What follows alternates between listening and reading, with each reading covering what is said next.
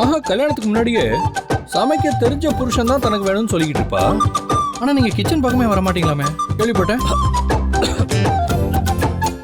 யார் சொன்னா? அன்னைக்கு இவங்கெல்லாம் மேக்கப் போட்டுட்டு இருந்தாங்க, நாங்கெல்லாம் சமைச்சோம். என்ன மகா? சமைச்சிங்க. நான் வாய்ஸ் ரெக்கார்ட் பண்ணி கொடுத்தேன், அதை கேட்டு தானே நீங்க சமைச்சிங்க. ஆக மொத்தத்துல சமைச்சனா இல்லையா? மகா, நான் இங்க இருந்து போறதுக்குள்ள உனக்கு பிடிச்ச ஃப்ரைட் ரைஸ், கோபி மஞ்சூரியன் இதெல்லாம் செஞ்சு கொடுக்குறேன், சரியா? சரி, ஓகே. ஆனா நான் இதெல்லாம் சாப்பிட்டதே எனக்கு 2-3 நாளைக்கு பசிக்காது போல இருக்கே.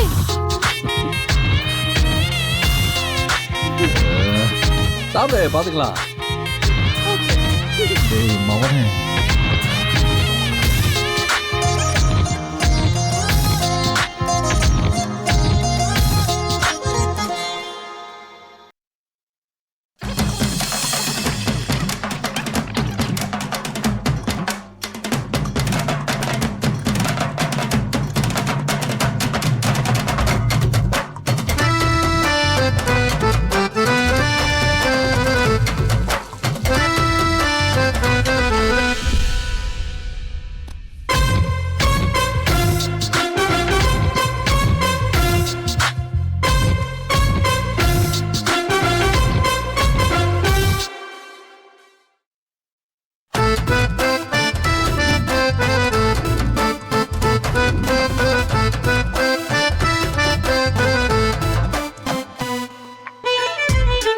என்ன சார் இது?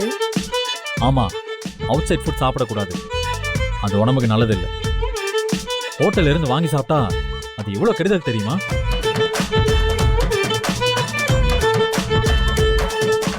என்ன சார், இது என்ன ஸ்கூலா? அவுட் சைட் ஃபுட் எல்லாம் கொண்டு வரக்கூடாதுன்னு சொல்றதுக்கு எல்லாரும் அப்செக்ட் பண்ணுவாங்க சார். பவித்ரா, இந்த ஆபீஸ்ல நான் தான் பாஸ். அவுட் சைட் ஃபுட் கொண்டு வரக்கூடாதுன்னா கொண்டு வரக்கூடாது. அதை ஹானர் பண்றதை விட்டுட்டு அதை மாத்த பார்க்காத. இனிமே எல்லாரும் வீட்ல இருந்து எடுத்துட்டு வந்து சாப்பிடட்டும், அப்பதான் உடம்புக்கு ரொம்ப நல்லது.